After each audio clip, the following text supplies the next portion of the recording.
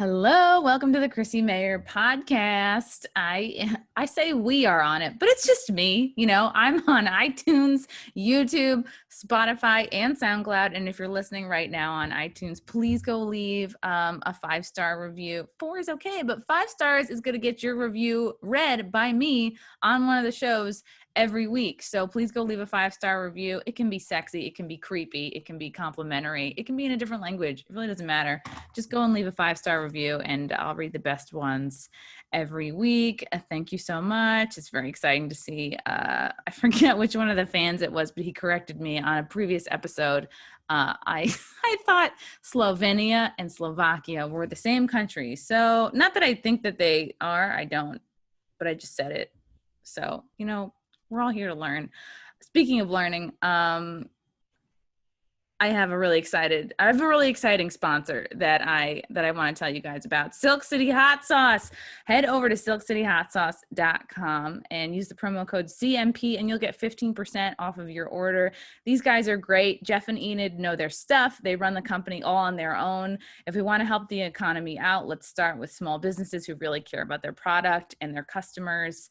Again, go to Silk City Hot Sauce and order some Silk City Hot Sauce. Use the promo code CMP. You'll get 15% off your order. And they will actually throw in a free bottle of cherry sriracha and some stickers.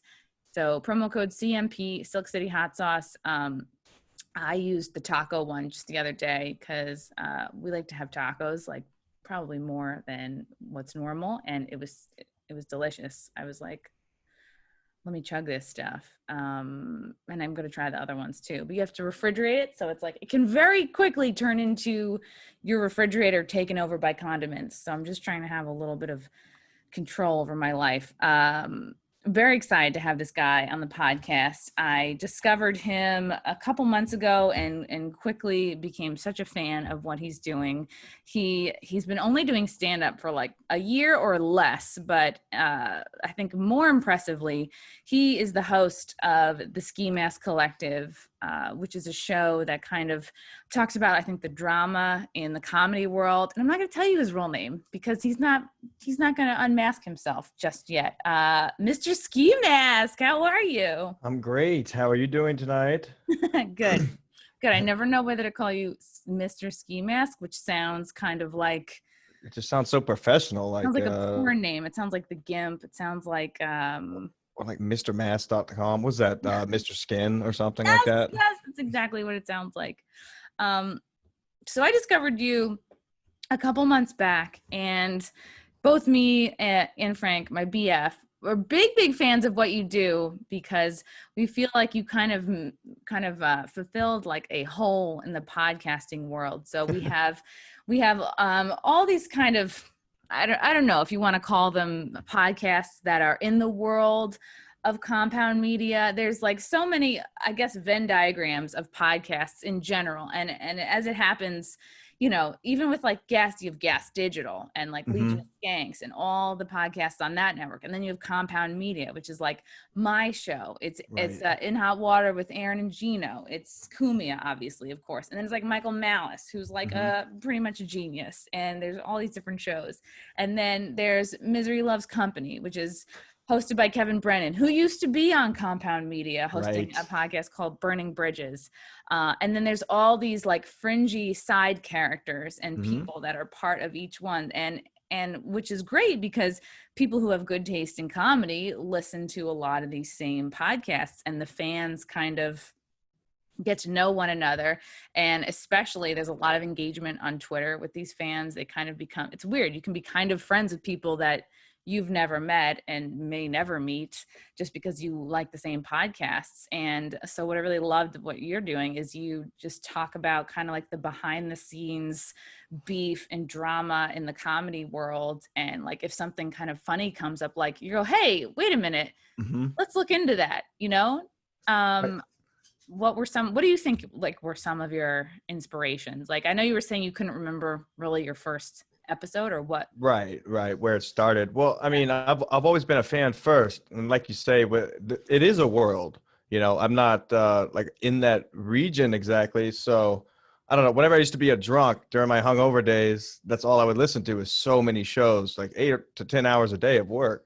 Whoa. So Yeah. you just have, so sometimes you'd be listening to a show and they're talking about another show and then there'll be a guest. It's like a big circling, it's always evolving.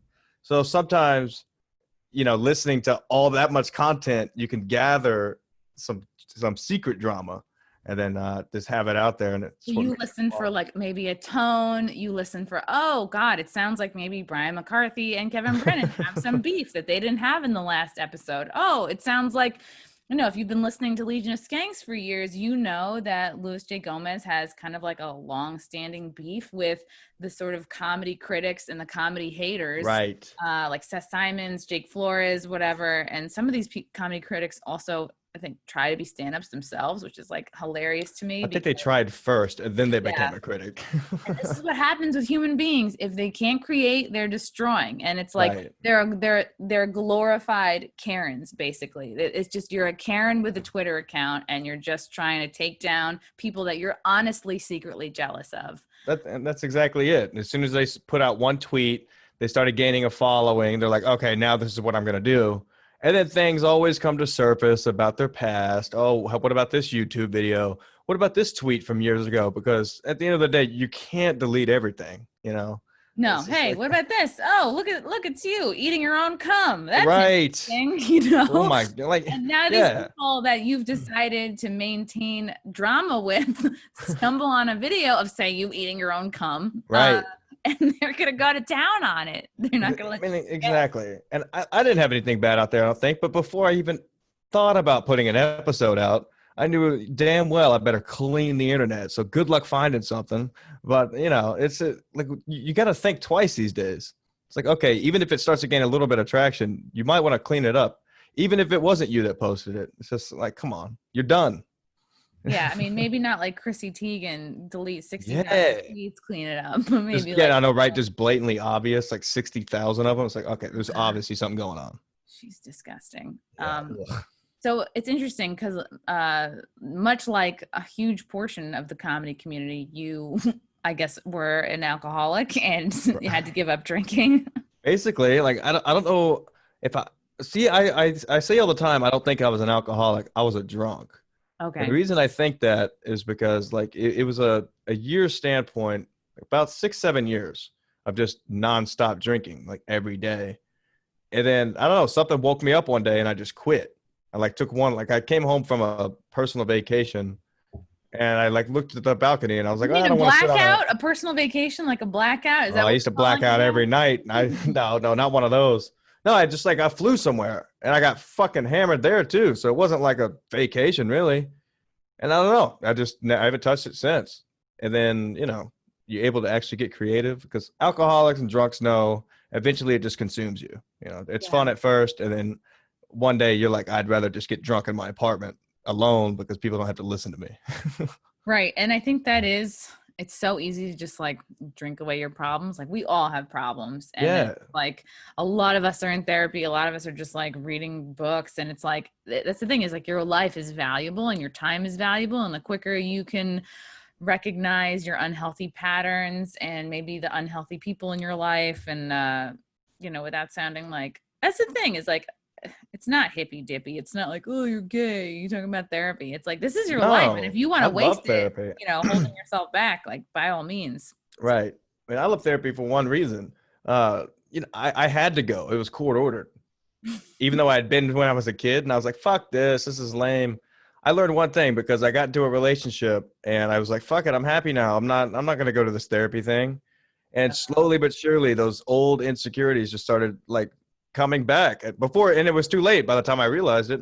So it makes sense. Like if you can find somebody that allows you to go into a room to let all of that stuff out, you're good. And until next time you got to go. Like you don't have to worry about it. It's great. Yeah. Because you can't just talk about that kind of stuff with anybody. And My it therapist makes told me sense.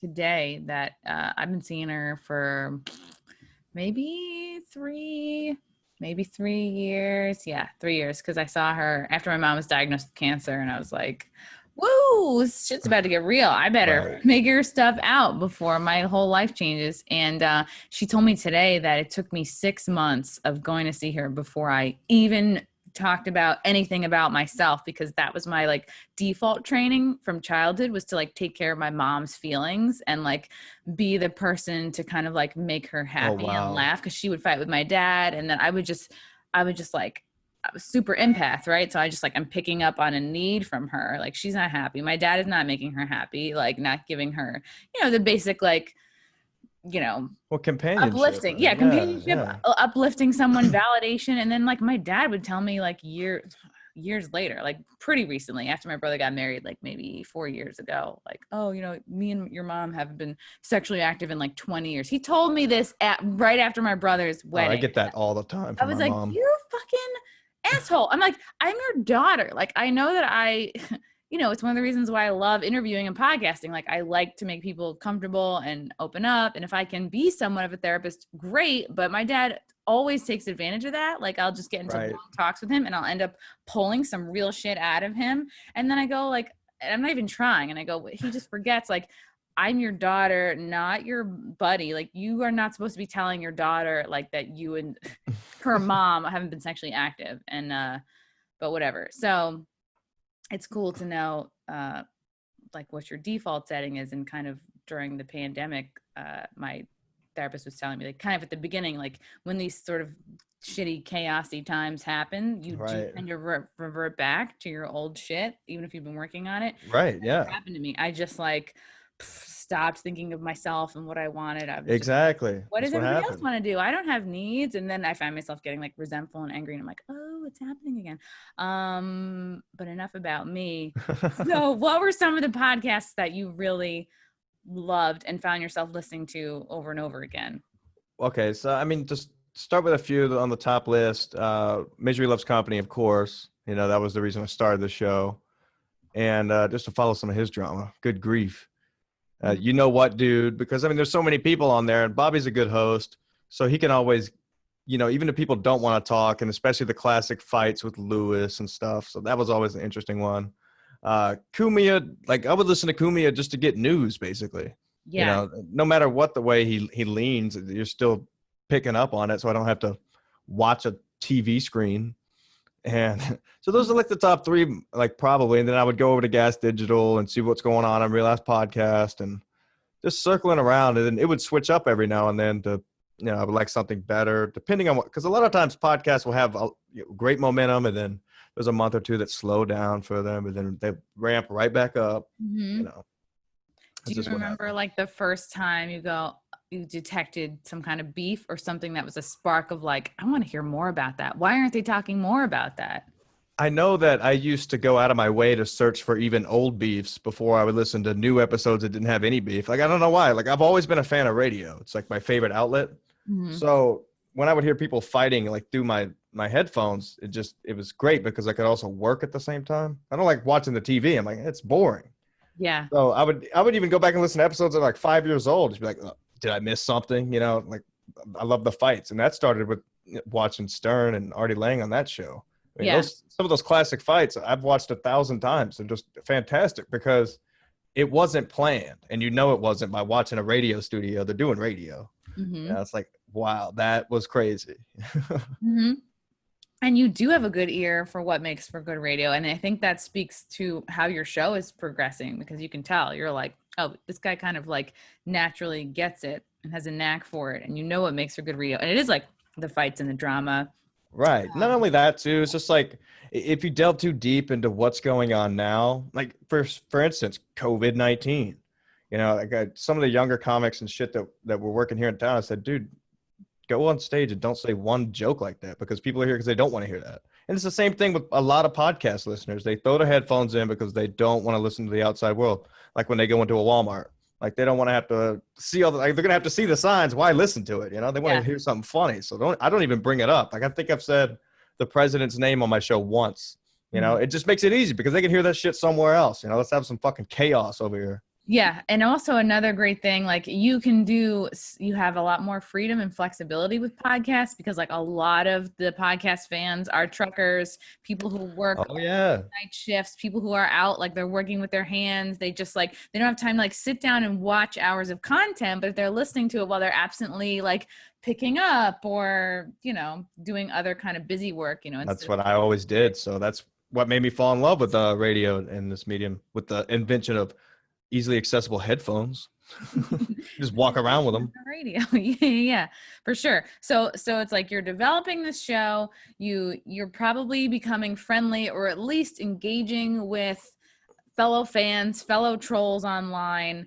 um do you feel like there is a difference between trolls and fans? Like I have personally always felt that like a real passionate troll is just a confused fan. They want to like you, but something I in mean, them won't let them, like jealousy. right, and that's what trolls are, because something makes the need for them to come out on Twitter, make a fake account, and say something to you. Because most of the time, if they say something, you're like, okay, this might be a troll account. You'll go, and that's their only tweet. So it's Yeah, like, all right, who's no really behind it? followers. Yeah, Yeah, yeah. Like it's like, they're all only right, you made an following account, you. right, just to attack me. It's like, come on.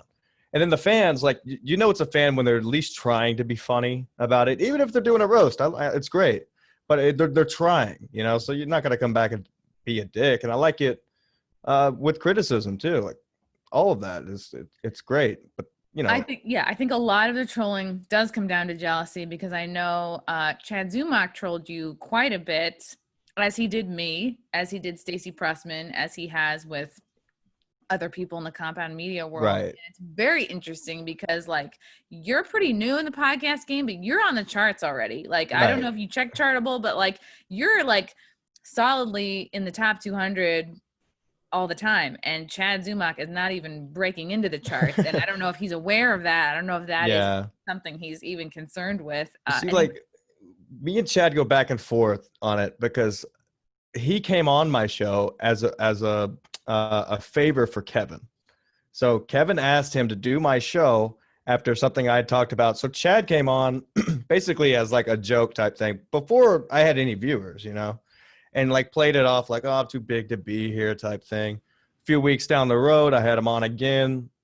And that was during the Barry Ribs episode in which he had tried to dox me. He was giving out like family members' names. Like, come on. What? And I then, didn't even know. yeah, it was a whole thing. And it's like, all right, I get it at this point. But it's gotten a lot deeper with him. And I think, how many bridges are you going to burn? Yeah, and it's not even the name of your show because my first introduction to Chad was like, and it's like, I don't mean to talk about, listeners are like, oh, you've mentioned Chad a couple times. It's not that, like, I just think he's a really good example of this kind of person because I first found out about him because he was shitting on my friend Stacey Pressman. Right. And I just sort of got on Twitter to be like, what the fuck? Like, what, you know what I mean? Like, this is out of nowhere, unprompted. She's not, goading you on, like, get a fucking life, dude. And then he starts coming after me. And then I guess we kind of made up. He was like, do my show. And I was like, Exactly okay. what happened to me. And then he returned. Yeah, he's like, do my show. And I remember I was at the Pocono. It was April, I think. Yeah, April, May, maybe April. I was at the Pocono Palace, which is a lovey-dovey little hotel thing in the Poconos. I went with Frank because we were like, let's try to have sex. And it's the place with like these red like heart-shaped tubs, but like also there are ants. It's like a good blend of of like retro old school romance with this feels like a campsite. That's how these places feel, but they're affordable. It's fun. It's kooky. There's like a little sauna in your hotel room. There's like a little pool. So It's fun. Poconos, where's that at? I heard that word in a song. Pennsylvania. I've never been. Yeah. And it was great. On the way back, we picked up some fireworks, which is like, that's the best fireworks are in Pennsylvania. And so anyway, I'm there, trying to have sex. And Chad's like, do my show. And I was like, you know what?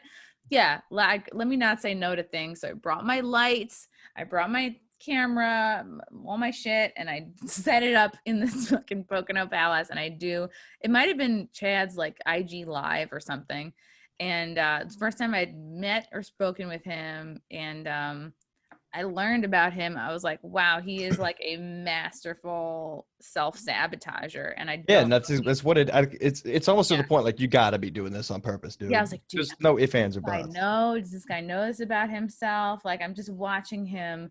I don't know if it's a self-confidence issue. I don't know if it's like a self-hatred issue. It I mean, is. we It all have is. issues. We all have Number one. confidence Of issues. course. We all have Yeah. things we don't like about ourselves. But I was like, he's either so unaware of himself or this is a bit he needs to drop Yeah. because It's both I don't. times when it got out of hand and on public shows, uh, I caught him hopping in my DMs, like trying to make up, and it's just like, all right, why are you doing this? Then, all Yeah. right, it will be fine now. And then a few weeks down the road, I hear him on another, like I'm not going to be listening to the shows. Like that's what I do for my show.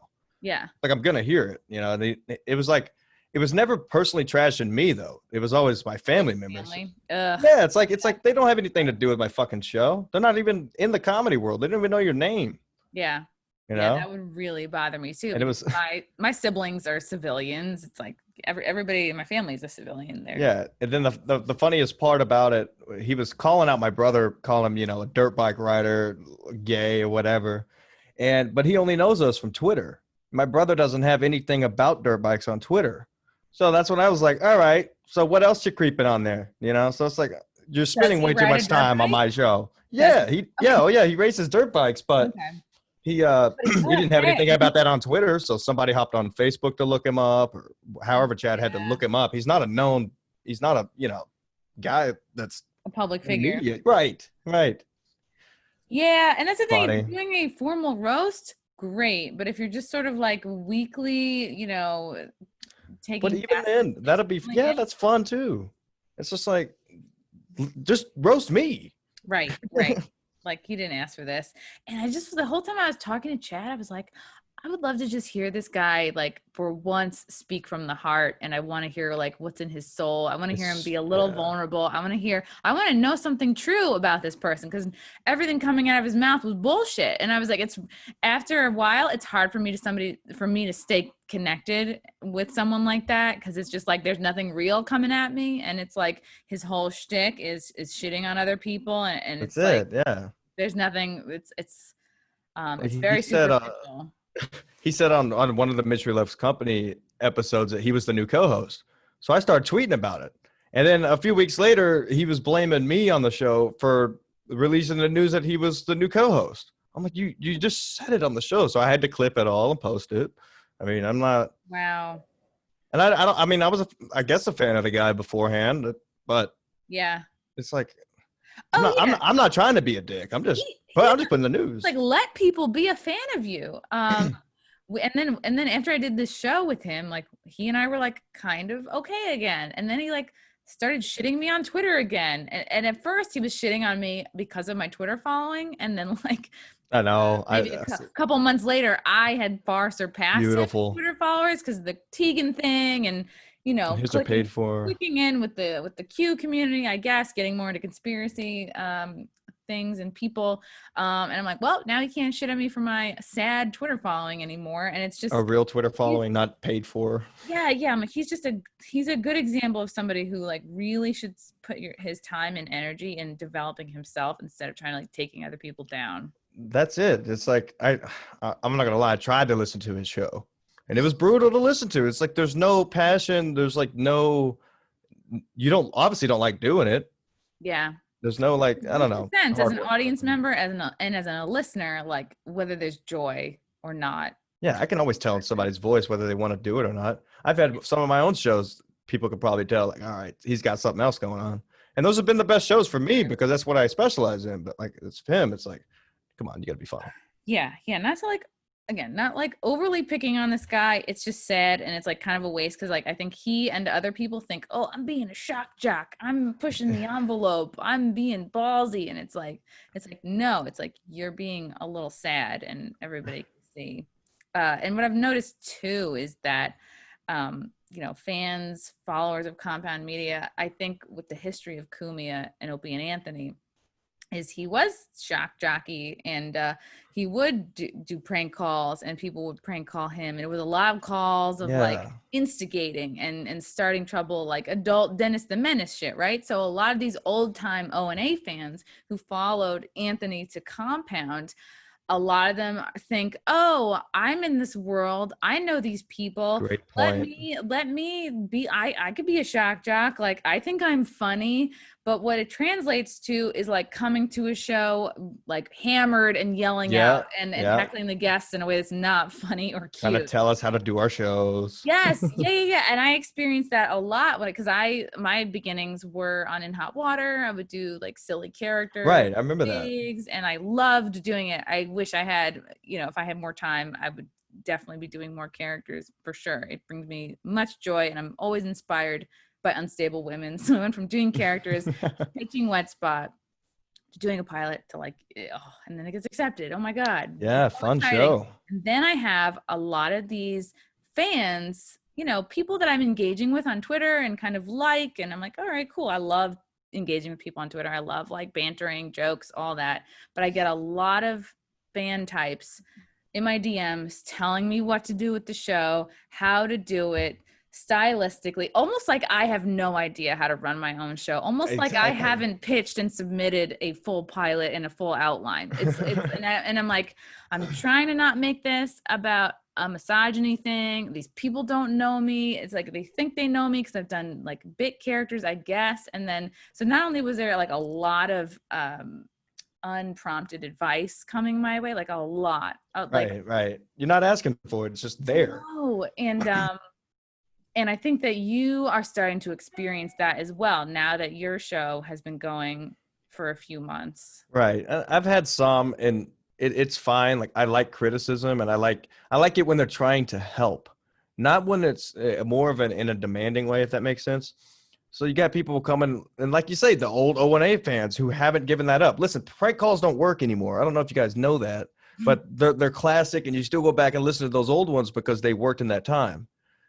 Same thing with fucking soundboards. I don't know how many times people have told me to get a soundboard on my show. I'm like, I'm not. Do they think you're working? Yeah, I'm like, right, that too. I'm like, I'm not playing silly sounds. Like, I'll get a drum or something.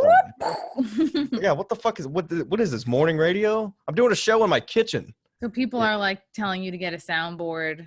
Wow. All of that. They're like, and there's only one or two of these guys, and they don't have their own show. They became accepted in this fan world to where they feel some kind of status now.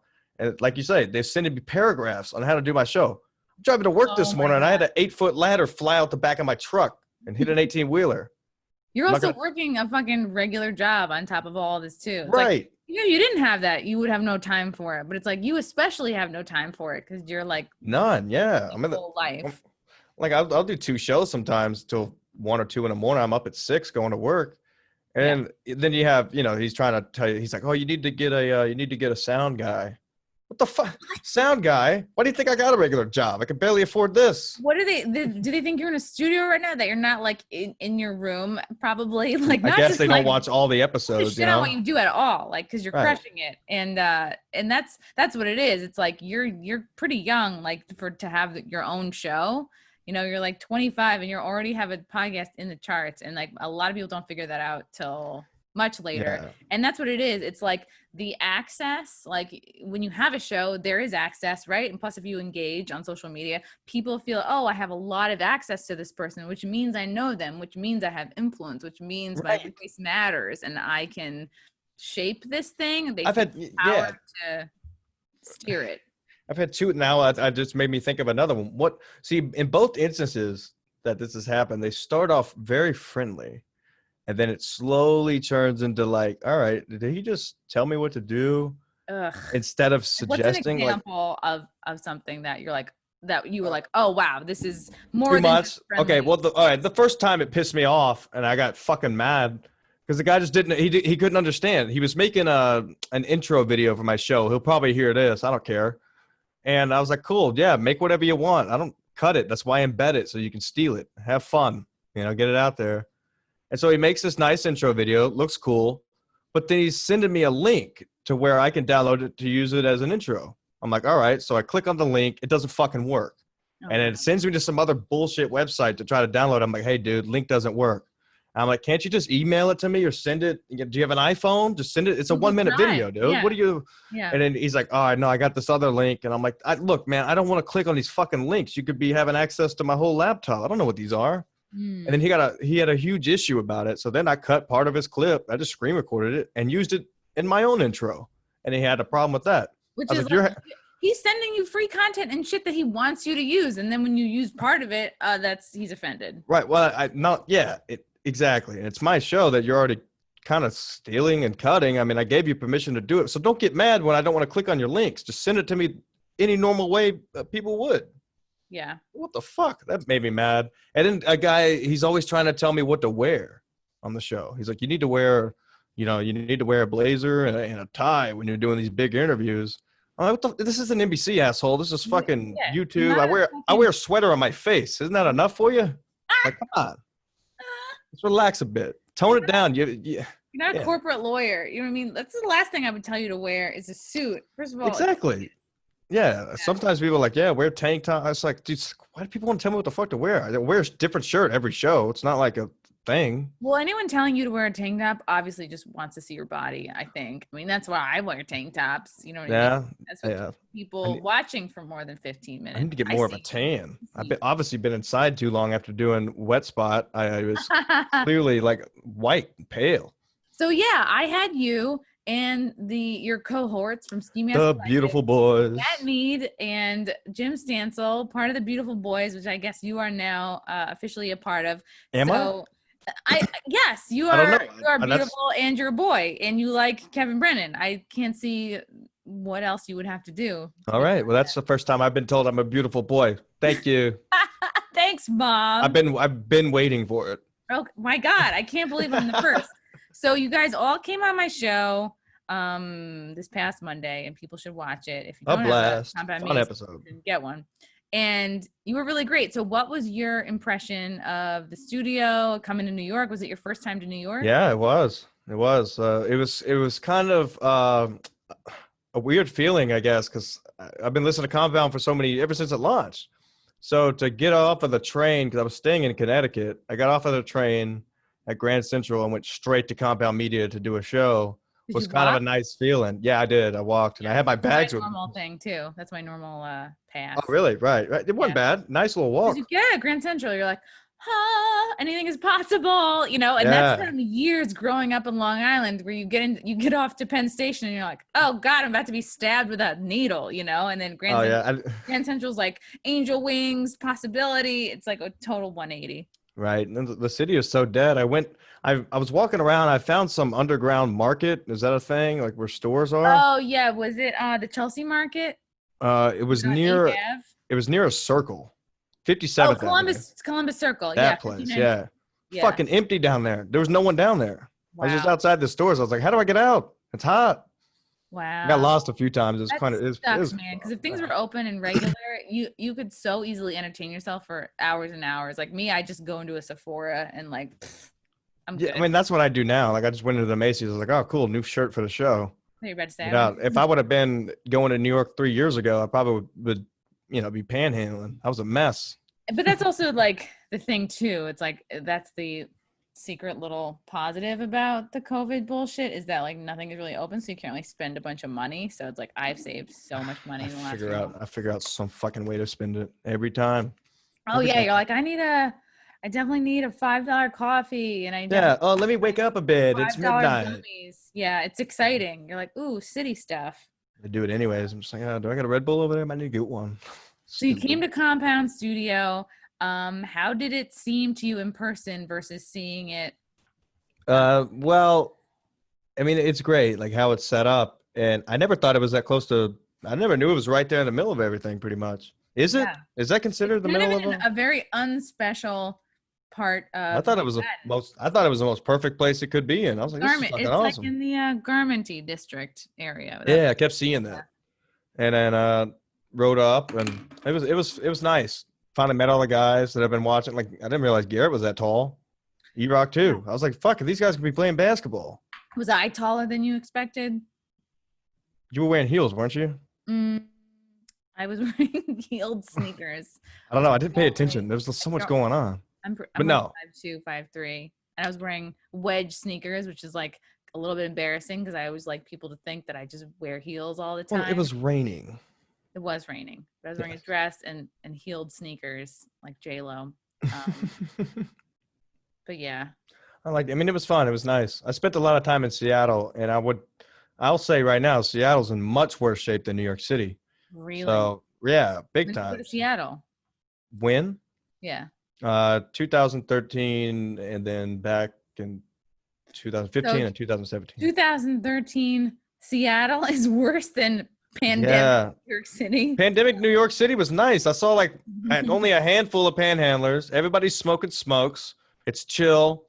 You know, every time I've been to Seattle, some guy takes a dump right next to me. It's ridiculous.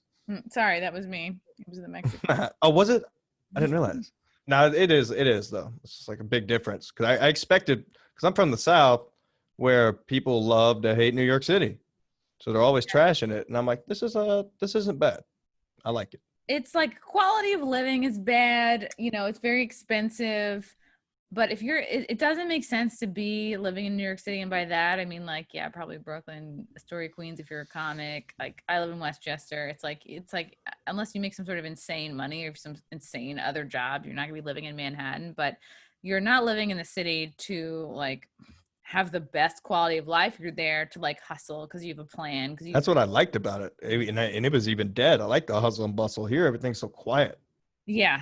Oh man, it's like you gotta come when it's, I don't know if it ever gets back to where it was. It might take years, but that's what's cool about New York City. It's like, oh, everybody walking around has somewhere to go, something to do, drugs to buy, you know, like they've got a day ahead of them, unless, you know, they're the Penn Station crackheads, which I, you know, adore those guys. I gotta find those guys. I didn't go down to the Penn Station. Oh God. I think I saw a sign for it. Yeah, that's like just a few blocks from the Compound Studio. Okay. Yeah, that's cool. It's fun to meet the guys. What I love about the guys that work in the booth is that they are so funny, and like Garrett even does a couple other shows on the network, and they have it takes a good sense of humor to be a good like guy in the booth, because as we were bringing up a subject, like Garrett was already like bringing up the thing we were talking about. So by the time we were like, you know what I mean? He already has it up and ready. Like we were talking about a guy who his perineum got infected and his penis turned black and fell off. And then he grow a new one using the nerves on his arm to then eventually be transferred, you know, down back between his legs again. And before we were like, how does that even happen? He had like a medical, you know, diagram up. And I was like, my favorite clip is, I think, when we were clapping along, you know, to show the cock, and I didn't notice when I was in there, but looking back at the clip, I could see the guys in the booth were clapping along. And I was like, it was fantastic. That's sometimes like, I won't know if what I'm saying is funny unless I see the guys in the booth laughing. And then I'm like, all right. Okay. It's all right.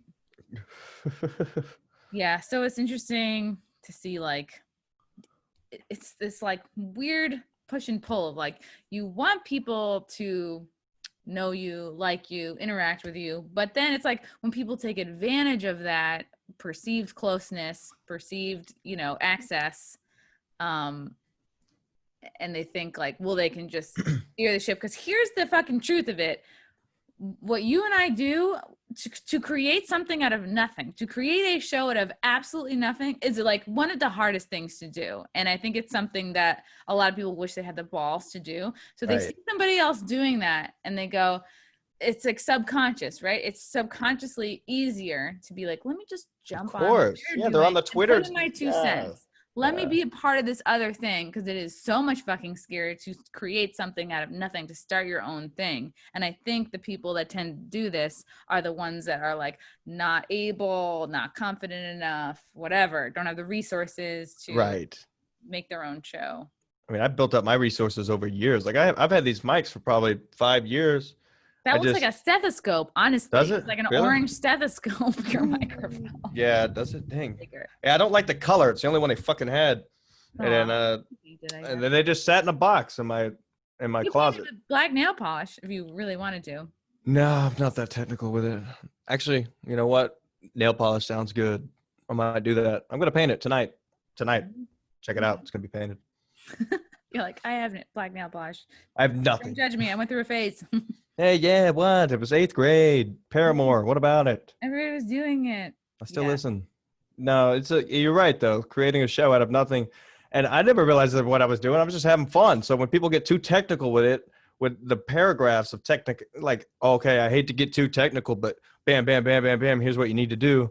Be like, I don't know. I think it's all right now. You know, this is people like it like this. Why would I want to fuck that up with? That's what do you?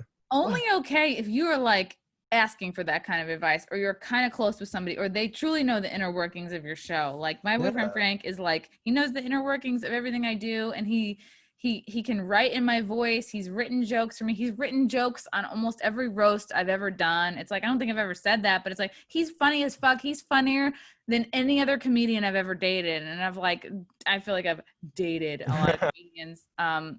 So, and I'm really lucky to have him because he like understands what I'm trying to do. And he kind of like fills in the gaps, like things that I suck at, like memory. Yeah, I wish I had that. Memory, scheduling, deadlines. That's where mine's wrong at. Yeah, I don't have a set time when I do my show. I'm just like, fuck it, let's go live. Yeah. I'd do one every night if I could, you know, but it's like, maybe I could, but it'd be too much. You don't want to overload with the content, you know? So you gave up drinking or being a drunk, so to speak.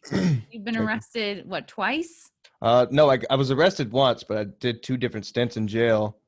I was at the Applebee's chugging we were doing beer chugs, and an Uber driver called the cops on me. Thank God, because I was a .39 BAC. Why, you didn't come out for your ride in 5 minutes or less? It wasn't my Uber driver. I just found that out in court. I never knew who called the cops. When I got pulled over, there was already 2 of them behind me. I was pulling into my mom's neighborhood. This is why I take Lyft. They're not narcs. Yeah, you can't get a Lyft here. That's the only thing that sucks. It's like all highway. Yeah. And then I don't know. I got arrested for that. It took 6 officers to take my blood because I wasn't going to blow. And then since I was a blow. It sounds like a porn. Sir, step out of the car. I'm going to need you to blow. I'm going to need all 6 of you. Yes, hold me down. Hold me down. You I'm not over blow there. Any of you. Right. Your wrists are big. Hold me down a little longer. No, so that happened. It was a whole ordeal. Whatever. It didn't faze me. I continued to drink. And then when I went to the actual court, I had to go back to jail. Now, the difference in my mugshots is outstanding. That's when I realized I was like, well, I guess it's not drinking things. All right. Yeah. I look like a devil. Like I used to get people would ask me my age, and I would not tell them. I'd be like, oh, you guessed. They'd be like 47, 46. No. And this was when I was like 23. I'm like, fuck, hey, shots to that. I look like I have a mortgage already. I have to turn down a little. No, I just liked getting blacked out. I didn't like who I was at the time. I think that's what it is. Honestly, I don't know. I really don't. I was like, I think a lot of people who turn to alcohol and drugs are trying to run from something. Well, that's the way it starts, and then becomes a revolving door. You know, you're just like, all right, it's your natural thing when you get home every day. You might not even be depressed at that time, but it's just what you're used to doing. Then it becomes habit. Exactly, and that's what it was. It was like, all right, fuck, I'm out of vodka. Better go there. Better go pay my rent. More liquor. Yeah, but look at you now. You're a beautiful boy. Yeah, I still love going to the bars. Like, I don't have any problem with it. You know. That's cool. That's great. You never like a sober friend who just can't hang. Ugh. Yeah, exactly. Ugh. Maybe you shouldn't drink as much. A sober guy who was like, I don't want to see you if you've had 2 or more drinks. Goodbye. Bye. I don't want to hang out with anybody. Really? Because I dated him for 2.5 years. Because I would like, in my heart and soul, I was like, this feels very shitty. You know what I mean? Yeah. And I often wouldn't have. 2 drinks would be like, all right, that's like a typical night. 3 is typical also. But to be just so like the hard and fast rule, I was like, wow. And I did so much bending over backwards for this fucking guy. Like we went to Italy together. I had one glass of wine the whole trip. What the fuck? Italy, because I didn't want to like trigger him and make him mad. Did he used to be a drunk or something? Yes. Or Yeah. Wow. So he would get triggered. Like I don't understand that aspect of it. And I talked about that in the little course I had to do, and they called me an idiot. I'm like, well, I mean, what do you want me to say? Everybody has their own thing. I just didn't want to do it anymore. Sorry. It's cool that you can hang around people who drink and you're not like judgy. Yeah. Well, one of my ex-girlfriends got mad at me since I quit drinking because at first she was scared to drink around me, and we'd go out and shit. And she'd be scared to order drinks. But then she noticed like I would just still be talking to everybody. I haven't like I don't need to not be around it. And she was like, Yeah. "Oh, I thought this was something different." I'm like, "What the fuck? What the fuck do you want?" Yeah. Fucking women. Put on a ski mask and I changed it. Whatever. Yeah. It's good. What made you want to bring on Mead and Stansel? Stansel. Just, I mean, look, the show started because I was a podcast fan first. I've known these guys, or known about them actually, on Twitter for many years, and I know they're always in it. Anytime something's breaking, they're commenting. So I was like, all right, I'll have them on. And it was all around the same time, like we had talked about. We had been dumped, so it was like the most perfect episode, and it Aww. was hilarious. And we broke it down to a lot of theories, though. You will get dumped in early summer. Girls want to go out, they want to show off their bodies. All right, they'll be right back in there in the fall. Don't worry, fellas. Don't worry. And then that episode was awesome. So I was like, all right, I need some guys. I need some more chaos on here because it was hard enough I was trying to get chaos going doing the show myself. Like I know I had Bisconti on, and I was trying to challenge Luis J. Gomez to a fight at Skankfest South because I live kind of close. And it was just like, man, I don't have enough people like to cause a chaos on a show Yeah. that somebody would click on that. You know, it's hard. I mean, I can only yell in the microphone so much. No, I think they're good and they really compliment you well. I mean, like your show is going to be a success, like no matter who's involved. But I think that you know they're a good compliment, right? Definitely, You yeah. guys We've are had at right now. They're so much fun, and they're fun to hang out with too. You know, Yeah. when I finally met them in real life, it's like, hey, this is cool. How do you figure out who to book, what to do, what to base your shows on?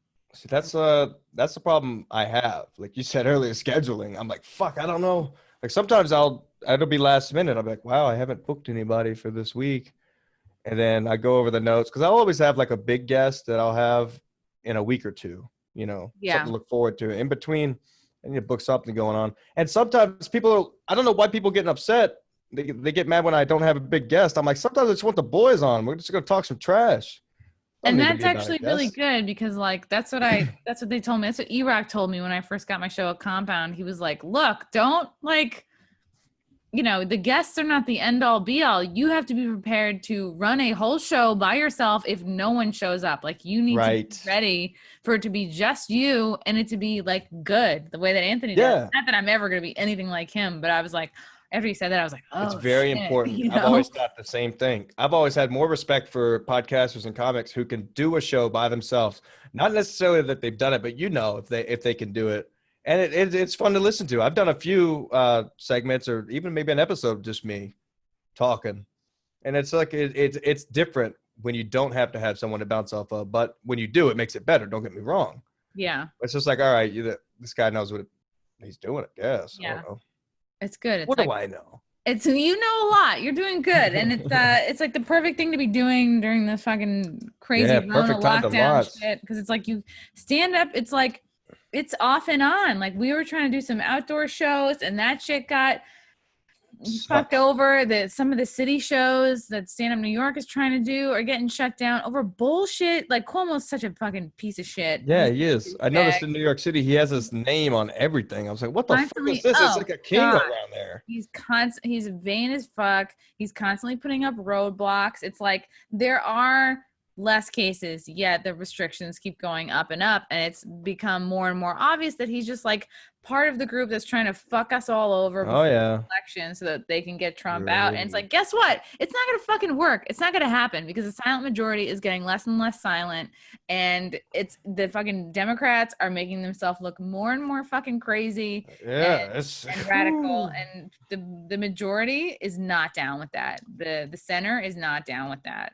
And that's why I was surprised that when I went up there was a lot more people on Trump's side than I thought would be. Yeah. I was like, this is cool. So, you know, the shit you read on media, not the case. Not the case. I don't know anybody hardly that doesn't like hates Trump. It's just like, what? Yeah. Yeah, I do. Yeah, one guy. He is like he's kicking open the door. He's like a in the Matrix. He is like not gonna happen. Yeah. He's not part of the system. He doesn't need anybody's money. He's not anybody's bitch. And that's such a threat to, you know, the people that are sort of have been in power forever. Of course, it's a threat. And then when people feel threatened, they have to start putting restrictions. What what is it? Fucking, I can't even think. Oh, you mean the flight restrictions? Censorship, all that Oh, stuff. yeah. Once that stuff gets involved, you know it's going downhill from there. Oh, It's yeah. Like, I think Twitter just today or yesterday banned the hashtag Save the Children, which is like, really? Because if you're going to ban Save the Children, to me, that looks like you're pro sex and child trafficking. That's pretty fucked up. Yeah. Right. And it's once you ban one hashtag, forget about it. Anything can get banned from that point on. It's done. It's over. It's never going back the way it was. Twitter's trying to go after specific. They think there's just a certain set amount of Q people that they're all crazy. It's like, guess what? Like, Q is kind of in everybody at this point. We don't believe the mainstream media as a whole. Like, the American public does not. That we're like waking up as a whole, and it's like the censorship is just like it's a good try, but it's not going to be enough, and it's making people realize like, oh shit, like our rights are being taken from us and we're going to fight for it. I just don't think, it's like we're moving in the direction of communism, but I just think enough people are not going to let that happen. Yeah, it's not going to happen. I live down here. Trust me, it's not going to Texas will save us is what you're saying. No, we won't. But they're not going to let it. They'll die before it happens. It's like these fuckers down here are crazy. I love it though. Sanity, me too. Secretly, love it. Where do you see the Ski Mask Collective going? I don't know. I got a few different options. I don't know exactly where it's headed, but look, like I know it's focused around the drama and everything else, but also bringing these two guys on, we're doing our own personality shows now, that people have come to like us, instead of just host, I guess. Describe the differences in personality between, like, for anyone who's never seen your show, describe you versus Mead versus Stancil. All right. And as crazy as it sounds, the guy in the ski mask, look, I'm going to be in the middle of everything, no matter what. Stancil, he's a crazy guy. Yeah, he's going to say what he wants, and he doesn't think that he's funny, but he's hilarious.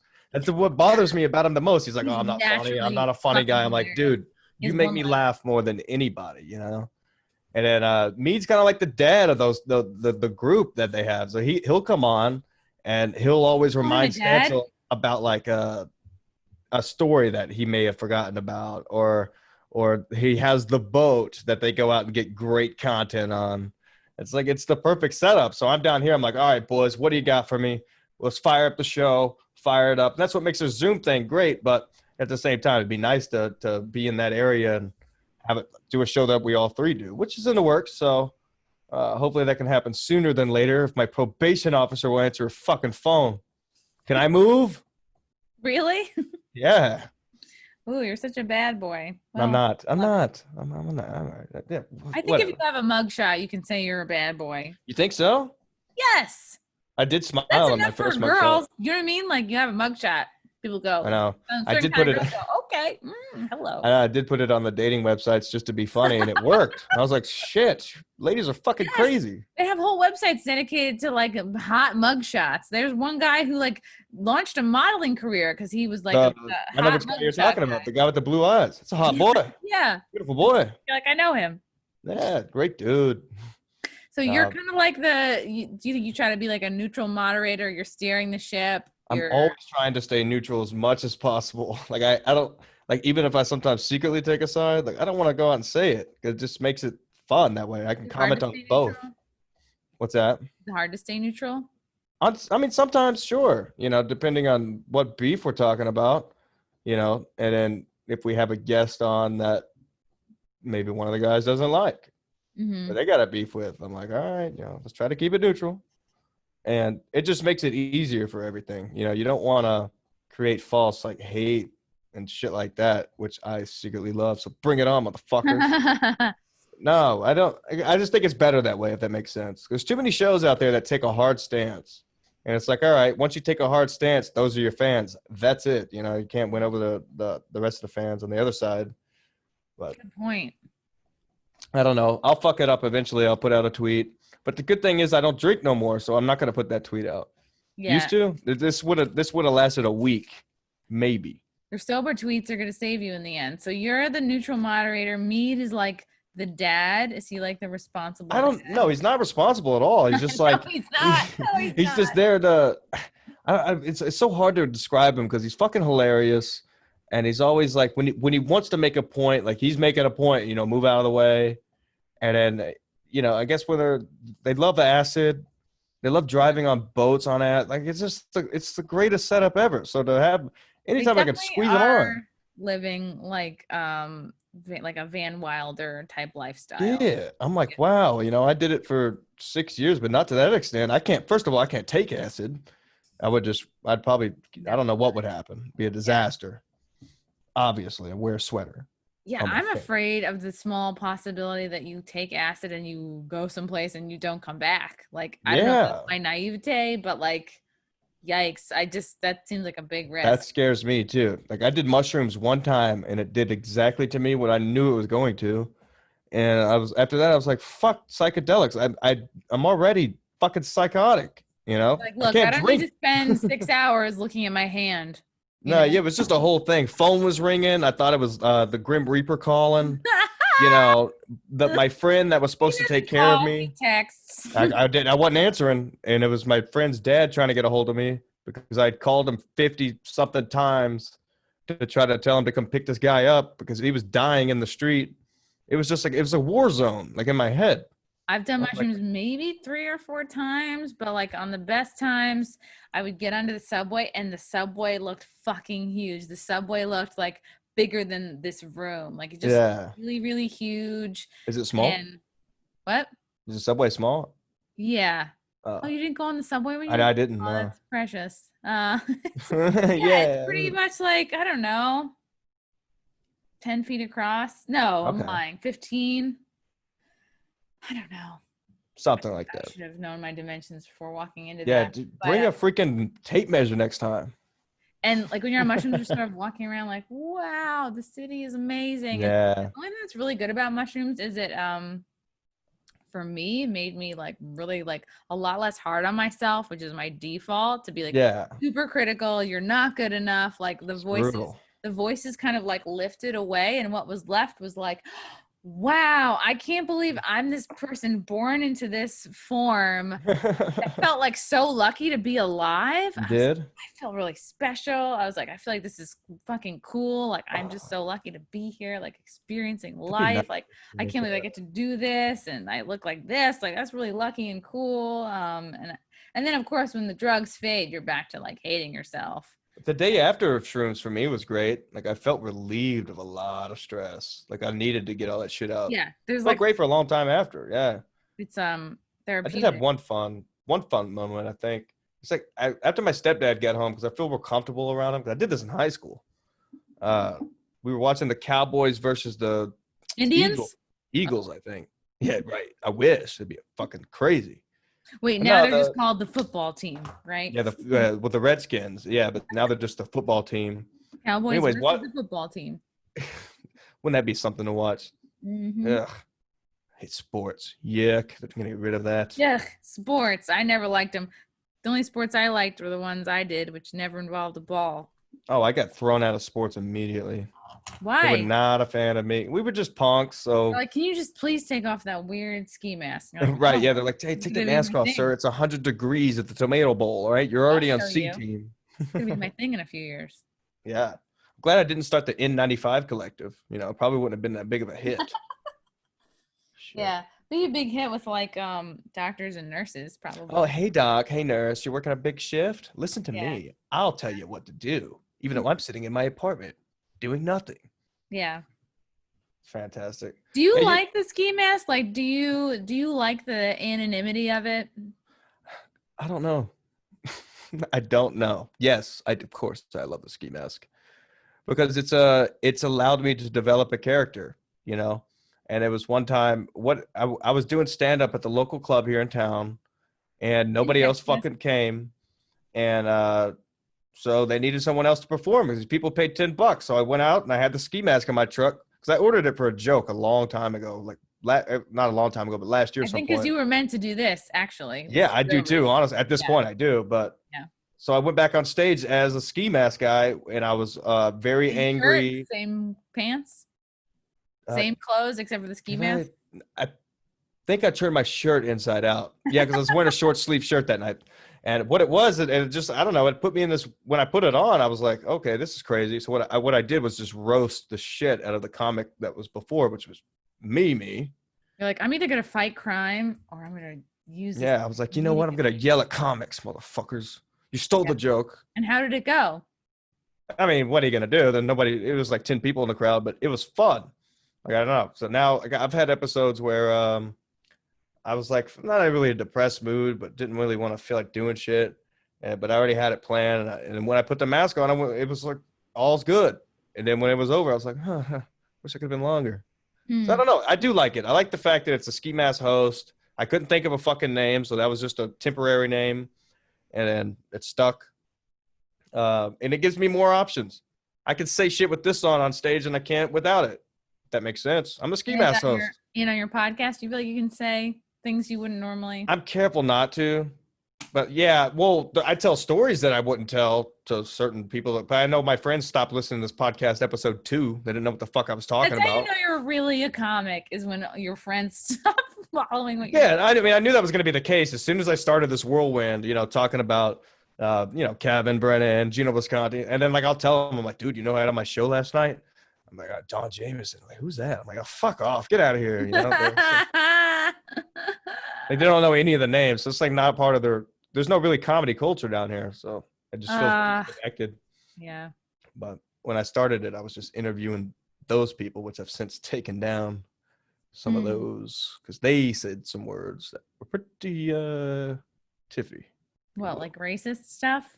Just, yeah, your typical skater punk shit, whatever. Like I had this rapper guy on who's also happens to be white.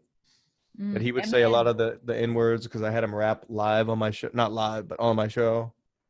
Before these mics even worked. The first 3 episodes, these mics weren't even plugged in. Wow. Like a prop. Just a prop. Like the mask. That's pretty cool. I don't know. Do you like it? You've done the show quite a few times. I do like it. I do. I think it's really cool and different, and it's amazing that you can smoke through it. And I like that it's actually like the opposite of a COVID mask. It's like the only things that are exposed are the right. It's fantastic. That Fauci wants us covered. So I like it. I know. I was getting if you see my background, I was getting a lot of weird looks outside the stand when I was viewing in. That's the best. That's my favorite spot. Yeah, I went there. I just happened to be going by. I was like, oh, yeah, the Legion of Skanks do this. And then I had that tiffy with Lewis. Mm-hmm. So I actually went up and met him after the show without the mask. I was talking to him. I was like, dude, it's ski mask. And what did he say? He's like, oh, you're a handsome guy. And I was like, hey. I was like, thanks, Lewis. Will you do the show now? That must make you feel good. Yeah, it was nice. It was cool being at the club that I've been hearing about so much the last year and a half. When did they open, like officially like that? They opened last summer. Yeah, ever since then. I mean, it's been a fucking hit. There was a location on 3rd Avenue and like between 20th and 21st Street. This place, oh my God, like the other one pales in comparison to the new one. Yeah, I heard nothing but good things. Same vibe, like very nice food and drinks, really nice cocktails, which I initially was like, I went to the old stand for my birthday just to hang out because I'm like, oh, this is the kind of shit I like to do anyway, like bougie birthday shit in the city. And then just like started performing there, and then they moved to this place, and it was just like twice the size, 2 rooms, a big downstairs and upstairs, and like sick food and drink. It's like literally everything you would want in a New York City night out, plus really good comedy. So they really hit the target on that. I can't wait to move up there because I'm going to do stand-up without my mask as my normal name, and I'll be able to pick up on all kinds of beefs and drama inside the club. I'm not going to let you know I'm the ski mask host, Ooh. Right. Nobody's safe. No one's safe. Be careful what you're saying out there. Are you afraid of cancel culture? No. For you? What are they going to do? Throw my show off YouTube? I don't know. I'll figure out a way. I figured out a way to set this up in no time. Mm-hmm. I started with green poster board for the background. Really? Yeah, it works. Ordered like a legit green screen. Well, I have one now, but what you do is you can just go to the Home Depot and get you one of those Wi-Fi connected light bulbs, and you just fuck with the white light until it eventually get right on the right setting for your green screen. It's a ceiling fan. I'm not using real lighting. It's just a ceiling fan. See, look at you. You're like so industrious. That's what I've always done. That's what gave me some time to listen to everyone's shows, including yours. Well, now all the comments. Yeah. What did you think of my show? Your show was fucking a blast. Really? Oh, Yeah, I had a good time. Pat Oates said, I didn't think I would like your show at first because, you know, I don't really like talking about sex. I don't like joking about sex. But he's I'll like, talk about it all day. I don't care. I think it's great. You know, it's funny. It's humorous to hear that type of shit because most of the time when people are listening to podcasts, they have 2 headphones in. They're not letting anybody else know what they're listening to. So they secretly like it. You know, they love it. okay, good. Good. I mean, I feel like there's a lot of male listeners, obviously. They enjoy porn stars, they enjoy comedy. Like, let's put them two together. You know, I would say 1 out of every 10 episodes, somebody shows a tit, which to me makes it worth it. I would say Right. our tit ratio is okay as far as like all the other shows It's go. funny how that's still a thing.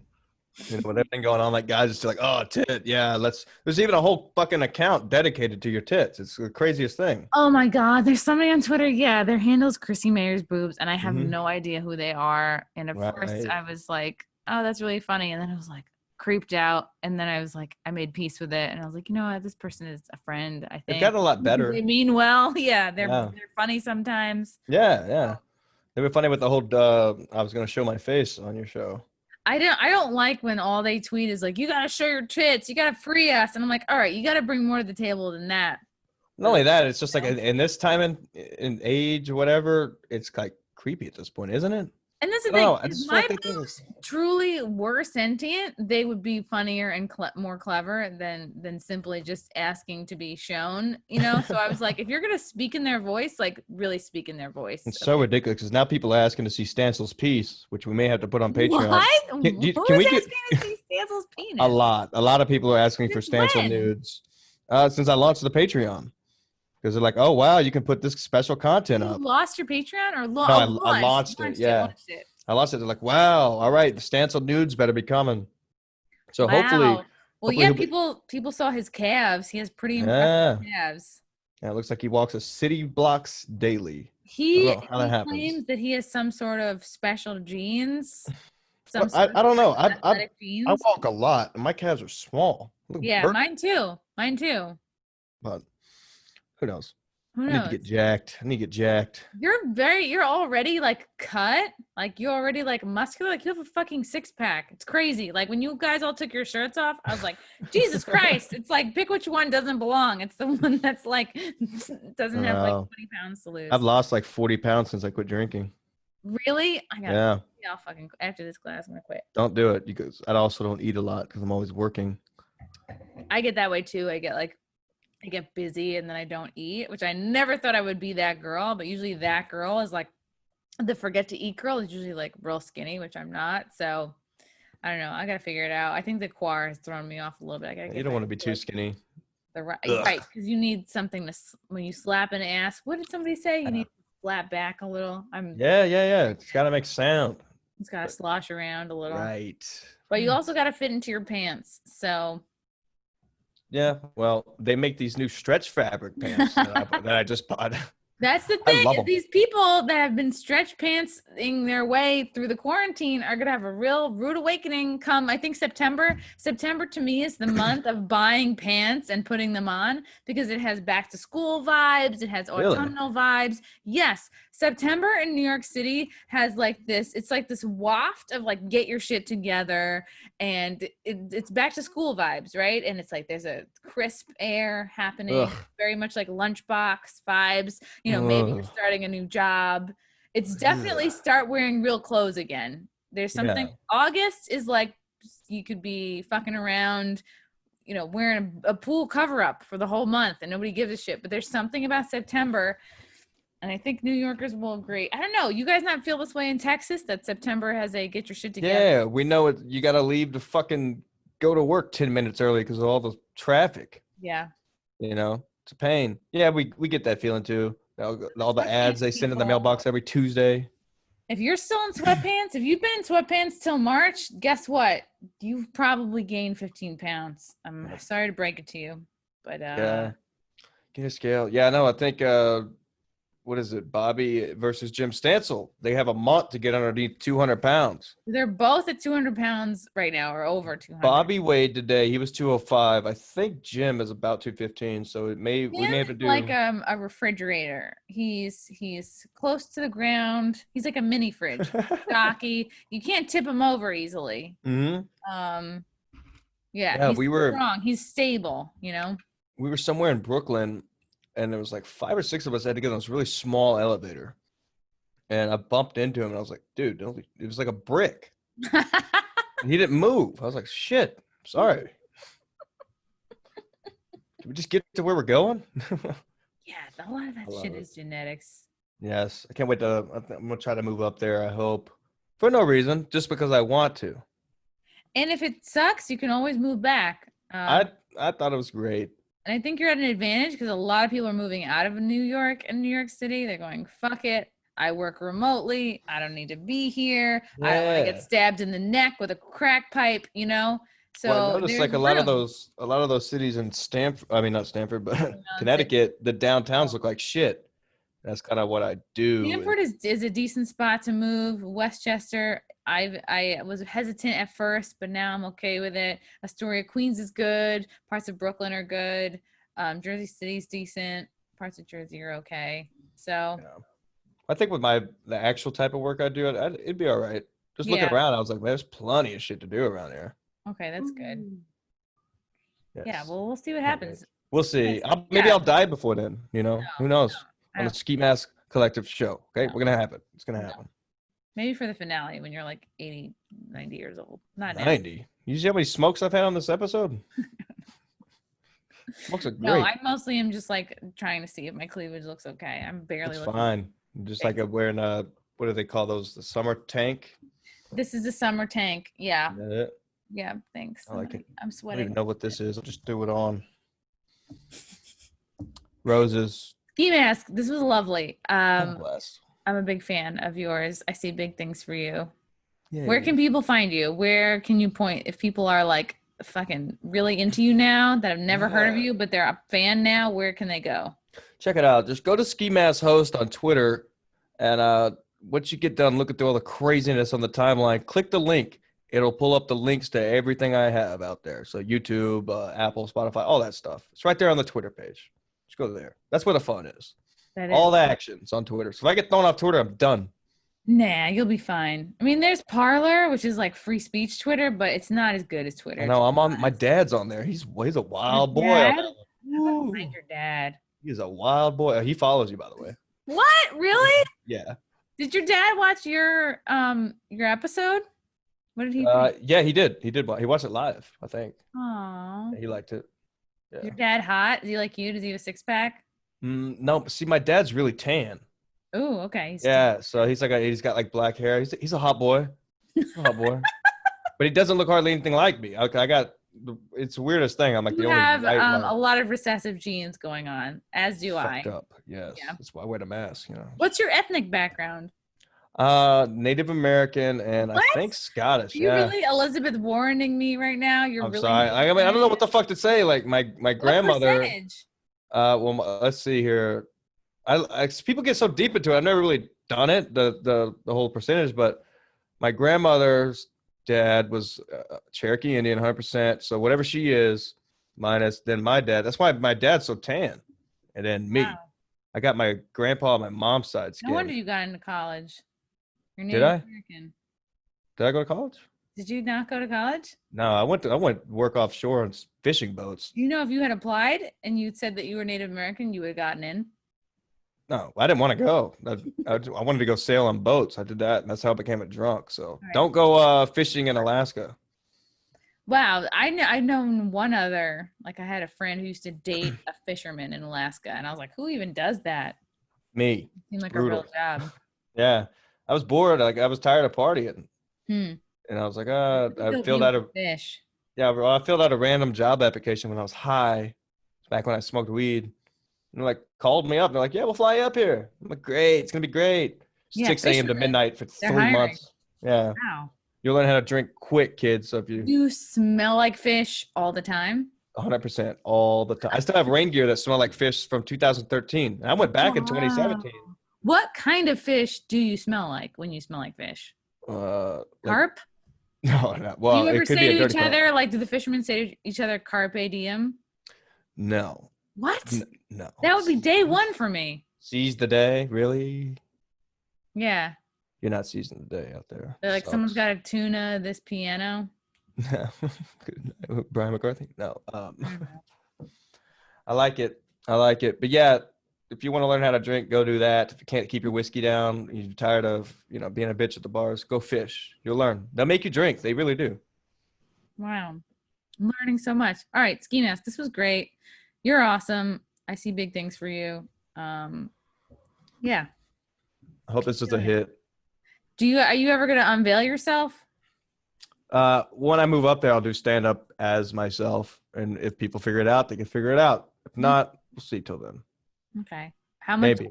How many other things in your wardrobe are pink? I have actually four pink shirts, but they were all for special occasions. Two of them were for a wedding. One Like of them was coming out of the accidentally closet? sent. Well, that's going to be a great episode. Yeah. I don't know why I got the pink one. You know what I'm about to do when I get off the phone with this? I'm about to epoxy pour over the original ski mask. Oh shit. Put it on this nice board. Yeah, it'll be up on the Patreon. Check it out. Oh yeah, you have a Patreon. Patreon.com/ski Ski Mask Collective. Okay, cool. Check that out. We put up more personable shows. Like sometimes I wear a different color mask. Ooh. Woo-hoo. No background. Nice up close and personal. And just the fellas telling stories. I did a one-on-one with Mark Random. Check that out. He gets real deep. I broke him a little bit. He's a real fucking character. Yeah. If you're a fan of his or not, it's an episode to listen to because I broke him down. Really? Yeah, it's pretty good. Yeah. We had deep conversation. I was like, all right, man, I see where you're coming from now. It made a lot of sense. That's cool. He enjoyed that. He said he'll never do it again. So, really? Yeah. So, Chrissy, you should give it a shot. Vulnerable. Yeah, I did. It was good. fun. It was good. One-on-ones, shit like that. Yeah. If you like the chaos, check out the YouTube podcast. Thanks, Ski Mask. This was an awesome episode. Yeah, this was great. I'll see you soon. Bye-bye. Bye. Bye.